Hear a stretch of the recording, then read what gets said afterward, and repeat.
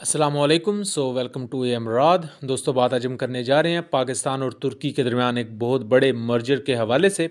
Reportedly Pakistan और तुर्की मिलकर BVR air to air missiles बनाएंगे।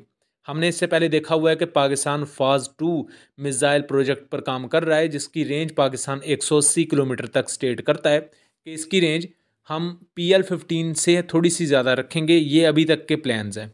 दूसरी तरफ बोजदुगान नामी BVR मिसाइल और गुखान जैसे BVR मिसाइल हमें टर्किश एयरफोर्स के फ्यूचर के लिए देखने को मिलते हैं, जिनके मुख्तलिफ वेरिएंट्स होंगे। और अब यह खबर आई है कि पाकिस्तान और तुर्की मिलकर अब इन BVR मिसाइल्स को बनाएंगे, यानी कि तुर्किया का गोक्तुगान मिसाइल और पाकिस्तान का फाज 2 BVR मिसाइल दोनों प्रोजेक्ट्स अब मर्ज हो चुकी हैं। इन दोनों प्रोजेक्ट्स के तहत अब एक BVR मिसाइल बनाया जाएगा, जिस पर पाकिस्तान और तुर्की मिलकर फंड करेंगे, मिलकर ही इसकी आउटकम को देखा जाएगा।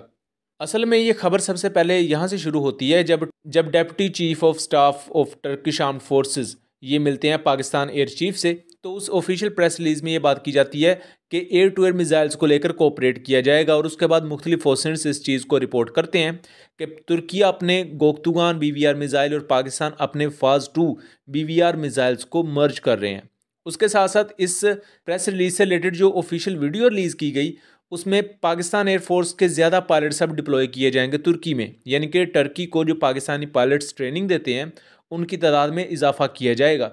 तो इसका इनडायरेक्टली ताल्लुक कहीं ना कहीं F-16 ब्लॉक 70 के साथ, या तुर्की जो अपनी अपग्रेडेशनल किट्स बना रहा है F-16 के लिए, जिन्हें ओजगूर कहा जाता है, उसमें पाकिस्तानी पर्सनल की इन्वॉल्वमेंट को भी एक हद तक टीज कर रहे हैं। दोस्तों, सबसे पहले मैं टर्किश प्रोग्राम पर बात कर लूँ तो टर्की इस वक्त काफ़ी ज़्यादा एयर टू एयर मिसाइल्स बना रहा है। गोक्तुक नाम की एक पूरी सीरीज़ है मिसाइल की, जिनमें बोजदुगान एक short range air to air missile है, जिसे अमेरिका के AIM-9 साइडवाइंडर को मद्देनजर रखते हुए बनाया जा रहा है। उसके बाद आता है गोक्तुगान BVR मिसाइल। इसका जो फर्स्ट वर्जन है उसकी रेंज तकरीबन 65 से 100 किलोमीटर के दरमियान है, जितनी कि पाकिस्तान के पास जो SD-10 मिसाइल है उसकी रेंज है। कि इसकी अब फर्स्ट फायर इसको किया गया था 2022 के एंड में, और उसके बाद इसे इनिशियल सीरियल प्रोडक्शन में लेकर आया गया है। लेकिन ये अभी टर्किश एयरफोर्स का हिस्सा नहीं है, अभी ये अपने डेवलपमेंट फेजेज में, या मैं यूं कहूँ कि ये अपनी टेस्टिंग फेजेज में है।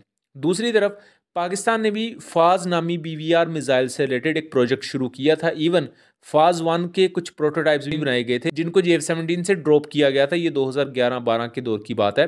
बट लेटर ऑन उस वक्त फिर SD-10 मिसाइल को चूज़ किया गया था पाकिस्तान एयरफोर्स की तरफ से, क्योंकि चाइनीज़ PL-12 या SD-10A मिसाइल की जो परफॉर्मेंस थी उस वक्त, वो पाकिस्तानी फाज 1 मिसाइल से बेहतर थी। उसके बाद अब पाकिस्तान फाज 2 मिसाइल बना रहा है, और मुख्तलिफ एनालिस्ट के मुताबिक फाज 2 मिसाइल बुनियादी तौर पर चाइनीज़ PL-15 मिसाइल का पाकिस्तानी वर्जन होगा।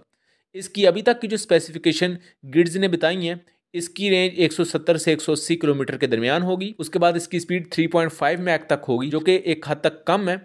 और इसके साथ इसकी ये बेसिक सी स्पेसिफिकेशन हमें दिखाई गई हैं। उसके अलावा एक डिफेंस एग्जीबिशन पर पाकिस्तान ने फाज 2 मिसाइल के 2 वर्जन दिखाए, एक रडार गाइडेड वर्जन, दूसरा IIR वर्जन, जैसा कि माइका मिसाइल के हम देखते हैं। अब ये जो खबर है बेसिकली यहाँ से हमें कुछ नई पहलू भी देखने को मिलते हैं। पहला पहलू तो हमें ये देखने को मिलता है कि जो इस वक्त तुर्की भी ऑन पेपर यही दिखा रहा है कि हमने ये मिसाइल भी बना लिया, वो मिसाइल भी बना लिया, वो अभी अपने टेस्टिंग फेजेस में है।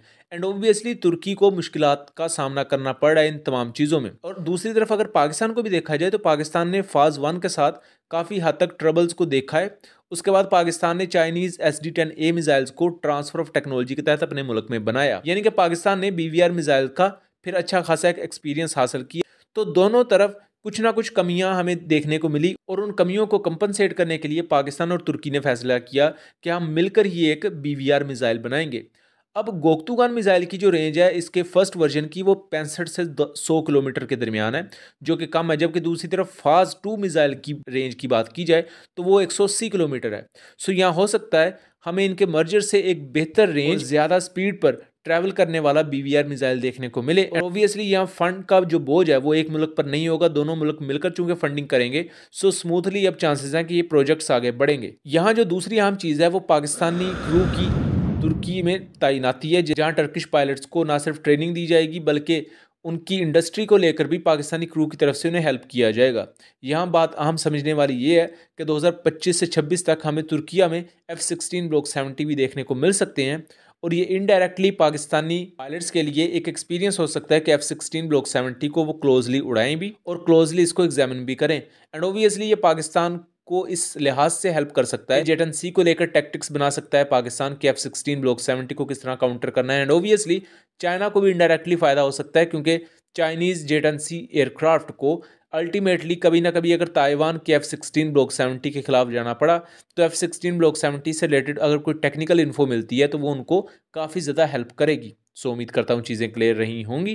वीडियो पसंद आई हो तो इसे ज़्यादा से ज़्यादा शेयर कीजिएगा एंड चैनल को सब्सक्राइब कीजिएगा। मिलेंगे अगली वीडियो में, तब तक के लिए अल्लाह हाफिज़।